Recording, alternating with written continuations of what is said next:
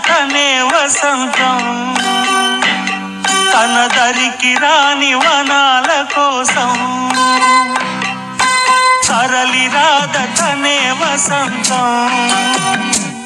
తన దరికి రాని వనాల కోసం గగనాల దాకా అలసాగకుంటే మేఘాల రాగం ఇలా చేరుకోదా సరళి రాధ తనే వసంతం తన దరికి రాని వనాల కోసం